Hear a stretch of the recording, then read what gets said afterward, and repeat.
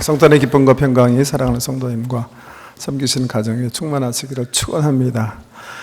예, 우리 메리 크리스마스 축복받았는데 옆에 좀 한번 일어나서 우리 인사할까요? 예, 너무나 기쁜 날이니까 한번 일어나셔서 앞뒤 좌우 가운데 통로 계신 분들은 좀 걸어다니면서 성탄의 기쁨과 평강의 인사를 함께 나누기 원합니다.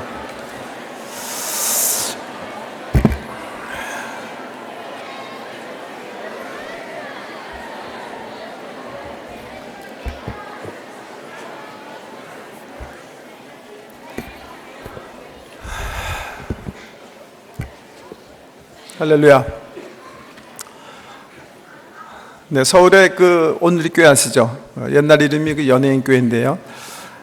근데 고인이 되신 하영조 목사님께서 연예인들에게 전도하기 위해서 개척하신 교회입니다.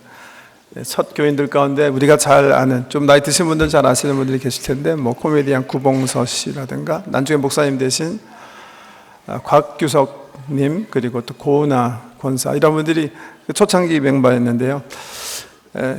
이분들과 함께 이제 성경 공부를 하시게 됐답니다. 마태복음 1장, 오늘 본문 말씀 공부하게 됐는데, 새롭게 전도받고 온 그 연예인 몇몇 분들이 오늘 본문 말씀 가지고 시비를 걸기 시작했대요. 이게 말이 되냐? 여자가 어떻게 남자랑 동침하지 않았는데 애를 낳냐? 동정녀 탕생이라는 거, 이거 벌써 이거 말도 안 되는 얘기인데, 이거 어떻게 믿을 수 있냐? 이런 거, 이거 성경 공부할 필요가 있겠냐? 목사님이 의욕을 가지고 성경 공부 시작하시는데 몇몇 연예인들이 소란을 폈대요. 옆에서 가만히 있던 선배 구봉서 장로께서 그 광경을 보시더니 이렇게 코멘트 하셨대요. 야, 마리아 지애비 요셉도 가만히 참고 있는데 니들이 왜 지랄이야, 지랄을.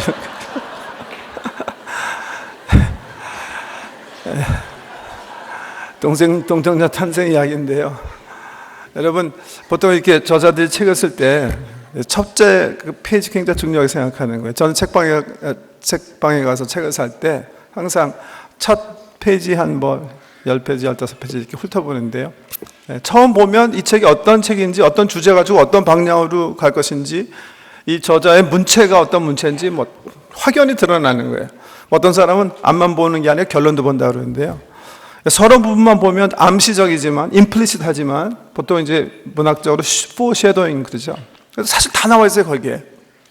오늘 마태복음 본문 말씀이 예수 그리스도에 대한 이 기쁨의 소식, 이 놀라운 소식을 전하기 위해서 마태가 붓을 들어서 쓰면서 쓴 첫 번째 부분이에요. 예수님 탄생에 얽힌 얘기인데, 정말 이 말씀을 생각해 보면 복음이 뭔지, 우리가 지금 정말 가슴에 품고 기쁨으로 살아야 할 이 복음의 핵심이 무엇인지 정말 나와 있습니다. 뭐예요, 복음이? That Jesus, 2000년 전에 베들레헴에서 난 그 예수가, 마리아의 몸에서 난 바로 그 예수가 하나님이시라는 거예요. 첫 번째, 그분은 그런데 우리와 똑같은 사람이었다는 거예요. 우리처럼, 우리가 보통 엄마 뱃속에서 형성이 되지 않습니까? 여기서 나오면 똑같이 본질적으로 육체를 가진 인생으로 이 땅을 살아나가는데, 우리 예수님께서 본질적으로 우리와 똑같은 그런 사람이었다. 이게 오늘 본 말씀에서 얘기하시는 거예요. 옆에 사람 한번 보세요. 한번 보세요. 복음을 이해하셔야 되니까. 바로 그렇게 생겼다는 거예요, 예수님이. 제 생각에는 조금 더 좀 괜찮은 거를 생각나셔야 될 것 같은데, 그렇게 하나님께서 결정하셔갖고 옆에 계신 분 그런 모습으로 똑같이, 본질적으로 똑같이, 우리 각자가 각 어머니 뱃속에서 형성되었던 것처럼 똑같은 형태로 이 땅에 오셨다는 거예요. 그분은 우리가 신앙 고백에서 얘기하는 것처럼 온전한 인간이셨어요. 우리처럼 이름도 갖고 계셨어요. 물론 그 이름 오늘 보니까 천사가 밤에 꿈에 요셉에게 명령해요. 좀 잔인하죠. 지금 이 정말 약혼한 여자가 애 가진다는 것만 해도 정말 막 우라통이 터질려면 터질 판인데, 야, 네가 이름을 줘줘라. 좀 잔인하신 것 같아요, 우리 하나님이요. 이름은 내가 줬으니까 네가 진 것처럼 해서 그 사람을 예수라고 해라. 예수. 예수라는 이름이 굉장히 평범한 이름입니다, 여러분. 우리 한국에 글쎄 철수영이 정도 되는 이름인가요? 네. 아마 유태인들한테 예수 그러면 이렇게 뒤돌아보는 사람이 많을 정도로 흔한 이름이에요.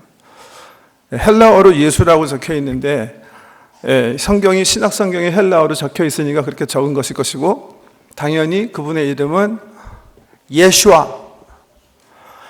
우리 구약 성경의 그 유명한 이름 뭐죠? 여호수아예요. 아주 흔한 이름이에요. 우리 아이들 가운데서도 조슈아라는 이름 가진 아이들이 있는데, 유대인들은 정말 좋아하고 지금도 많이 남자 아이 나면 붙여주는 이름이 조슈아예요. 예슈아. 그 예슈아 하라는 거예요. 왜? 그 뜻이 이런 뜻이에요. 여호와가 구원이시다. 여호와가 구원이시다. 그런 뜻이 있어요. 얼마나 좋은 이름입니까? 여호와가 우리의 구원자 되신다. 그래서 유태인들은 구원의 하나님을 기다리는 민족이기 때문에 저슈아라는 이름을 굉장히, 여호수아라는 이름, 예슈아라는 이름을 굉장히 좋아하거든요. 그래서 굉장히 흔하게 사용하는 이름인데 천사가 얘기하는 거예요. 요셉에게 아이를 이제 낳게 될 텐데 그 아이 이름을 예슈아라고 해라.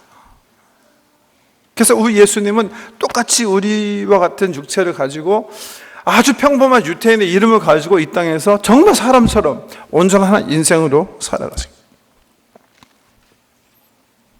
물론 천사가 평범한 이름, 그 예슈아라는 이름을 준 이유는 말하고 있죠. 이분이, 나실 분이 자기 백성을 구원하실 분이기 때문에 라는 해석을 달고 있지만요. 근데 우리 예수님께서 이 평범한 그냥 정말 육체 인간이셨나요? 아니에요. 오늘 마태가 이 첫 이야기, 예수 그리스도의 탄생에 얘기해서 얘기하려는 아주 중요한 이야기는 사실 그 두 번째 있죠. That Jesus. 동네에서 나사렛 동네에서 평범하게 보이는 그 예수가 바로 하나님이시라는 거예요. 마리아 몸의 동정녀 몸에서 탄생하신 그 베이비 예수가 바로 우리의 구원주가 되시는 하나님이시라는 거예요. 하나님. 그렇기 때문에 그분은 우리처럼 남자와 여자가 동침해서 태동된 것이 아니라 성령이 마리아에게 임해서 태동됐다고 얘기하고 계세요. 그런 상상도 할 수 없는 기적을 설명하기 위해서 마태가 구약에 예언된 예수님 오시기 700년 전에 이사야 선지자라는 사람을 통해서 하나님께서 미리 발표하신 내용을 성경에 기록하고 있는 거예요. 이렇게 얘기하고 있어요. 보라, 처녀가 잉태하여 아들을 낳으리니 그 이름을 임마누엘이라고 해라. 본문 말씀은 이 이름에 대한 게 굉장히 중요한 것처럼 나오는데요. 임마누엘이라고 해라. 임마누엘이라는 뜻이 뭐예요? 임이라는 말과 누라는 단어와 세 단어의 합성이라고 볼 수가 있는데요. 뭐예요? 함께라는 단어예요. 누는 그냥 어미예요. 엘은요, 아시죠? 하나님이세요.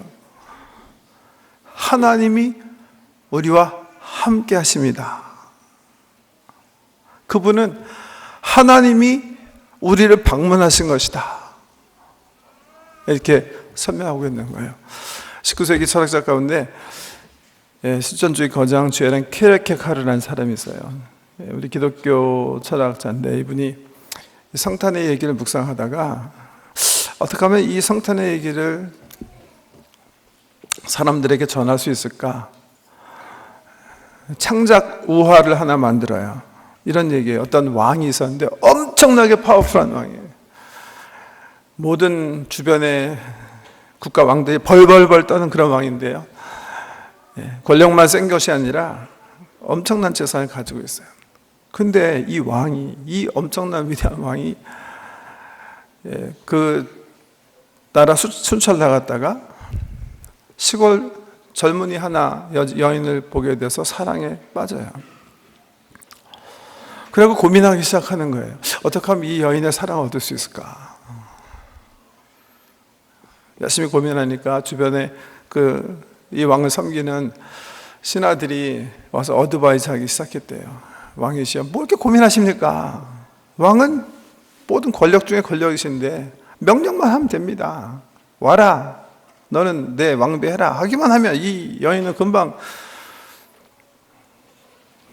왕의 말에 복종할 수밖에 없는데 명령만 하시면 됩니다. 왕이 신하에게, 야, 내가 그 여인에게 명령해서 그 여인을 데려올 수 있지만 명령이 그 여인의 마음을 얻을 수 있는 건 아니잖아. 그럼 헛소리 하지 마. 또 한 신하가 왕에게 얘기했대요. 왕이시여, 그 여인에게 선물을 주십시오. 당신이 가지고 있는 보석 가운데 가장 값진 것으로 여인을 상 주시고 가장 좋은 옷을 입히시고 가장 좋은 별장을 지어서 그 여인에게 선물하십시오. 그 여인은 틀림없이 당신을 사랑하게 될 것입니다. 왕이 대답했대요. 그 여인이 그렇게 하면 나를 사랑한다고 얘기하겠지.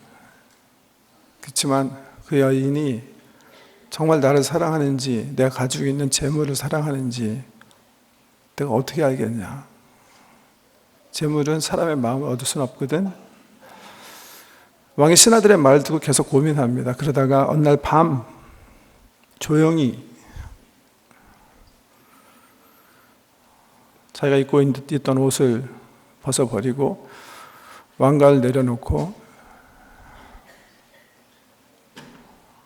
궁에서 가장 하급 직원이 입은 옷을 갈아입고 하인들이 통과하는 문을 통과해서 그 여인을 찾아갑니다. 그 여인과 똑같은 그런 신분의 모습으로 그 여인과 함께하고 그 여인과 구애해서 오랜 노력 끝에 그 여인의 마음을 얻어서 그 여인과 함께 행복하게 사랑으로 살았다는 그런 키에르케가르라는 철학자가 만들려고 한대요. 여러분, 보통 우리가 크리스마스 카드 보면 그런 말 많이 하죠. Christmas is for family. 예, 크리스마스 패밀리 게더링 할 때죠. 예. 저희 아이 셋인데 하나만 집에 있고 두 아이가 토론토를 떠나 있기 때문에 어제 밤에 드디어 다 모였습니다. 참 좋더라고요. 예, 패밀리가 모여서 즐겁게 즐기고 교제하는 시즌이겠죠.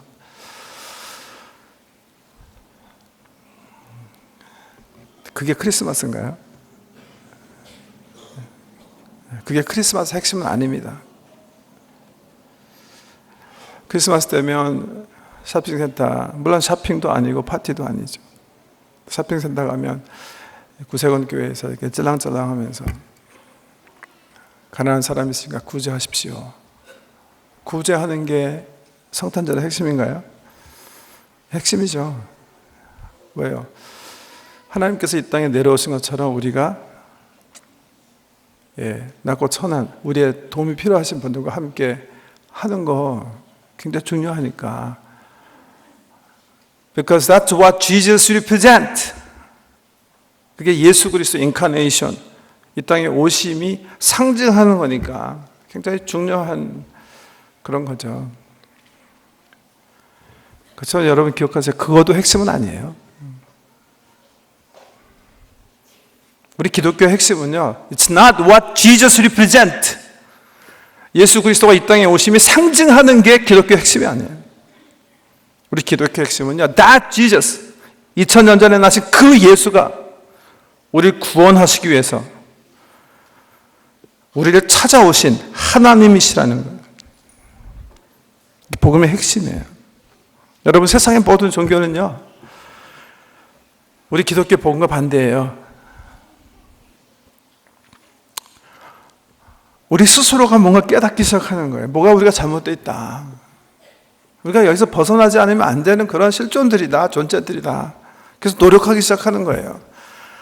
어떻게든지 착한 일을 해서라도 뭔가 이 위기를 탈출해야 된다. 영원한 삶을 지향하기 위해서는 뭔가 우리 자신 스스로를 개혁해야 된다. 하나님을 향해서 끊임없이 노력하는 게 모든 기독교 제한 모든 종교들의 노력이에요. 우리가 찾아가는 거예요. 우리가 올라가려고 애를 쓰는 거예요. 우리 힘으로 어떻게 해서든지 하늘로 부상하려는 외로운 투쟁을 하는 게 세상의 종교예요. 크리스마스는 그 반대. 하나님께서 우리를 사랑하시기 때문에 우리가 처한 현실을 보시고 우리에게 당신의 사랑을 알리시기 위해서 모든 것을 벗어버리시고 우리와 똑같은 인생으로 이 땅에 오셨다는 거예요. 에베소서 2장 지난 주일에 나눈 성경 말씀처럼 하나님께서 우리를 향하신 그 긍휼의 크신 사랑을 드러내시기 위해서 예수와 함께 우리를 살리시고 함께 일으키시고 함께 보좌에 앉히시기 위한 하나님의 방문이에요. 하나님의 결행.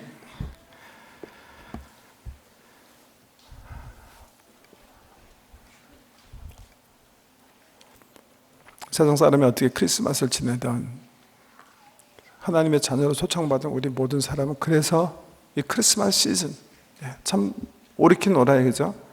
어쨌든 지난밤에 어떤 파티를 하고 어떻게 즐겼던 간에 모든 세상이 지금 이 시간 이 성탄일에 일 안 하지 않고 조용히 있으니까 조용히 있는 시간이니까 정말 조용한 가운데 잠시라도 크리스마스의 참 의미가 무엇인지 생각해보고 나를 살리기 위해서 우리 목사님 기도하신 것처럼 죄 가운데 있는 나를 살리기 위해서 사랑이시기 때문에 나에게 찾아오셔서 자기를 낮추시고 우리에게 구애하시는 Shall we be together? 우리가 같이 함께 할 수 있을까요? 초청하시는 예수 그리스도의 음성을 들으실 수 있게 되길 바랍니다. 우리 함께 하시는 그분에게 고개를 돌리시고 Yes, I will. Yes, I will. We'll be together. 나는 함께하기 원합니다. 고백하시는 진정한 2015년 성탄 되시길 주의 이름으로 축복합니다.